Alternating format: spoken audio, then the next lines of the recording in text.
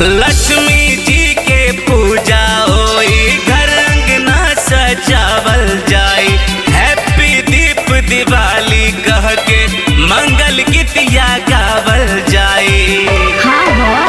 लक्ष्मी जी के पूजा होई, घर अंगना सजावल जाई।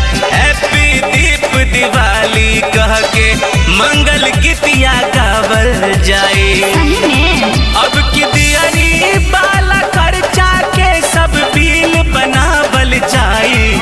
अब की दियारी बाला खर्चा के सब बिल बनावल जाई।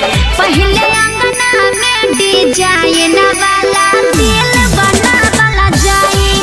ओकरा बाद में छोरा छोरिया लेके रील बनावल जाई।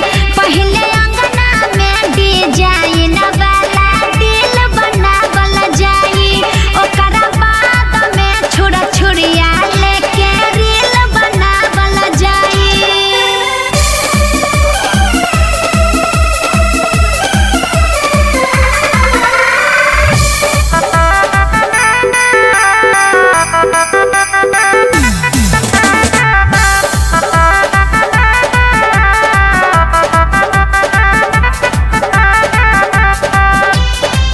रील बनावल सुना परे नाही भारी।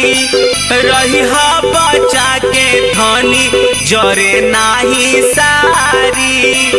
अच्छा ठीक बाजी। रील बनावल सुना परे नाही भारी। अच्छा। रही बचा के धनी जरे नहीं सारी। ए जी सुनी ना, नैहर में एक बेरा लूटी उड़ के पड़ल रहे। तनी सा ओढ़नी के कोर खाली जरल रहे। जैसन रही बम पड़ाका ऐसन फील बनावल जाई। हाँ जी। जैसन रही बम पड़ाका ऐसन फील बनावल जाई। पहले अंगना में डिजाइन वाला दिल बनावल जाई। ओकरा बाद में छोरा छोरिया लेके रील बनावल जाई।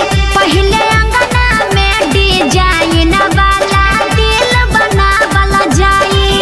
ओकरा बाद में छोरा छोरिया लेके रील बनावल जाई।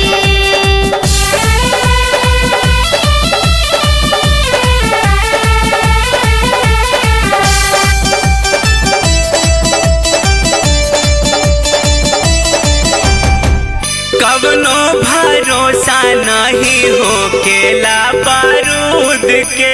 हाँ। फोड़ेलू बम तू तो लइका लेखा कूद के।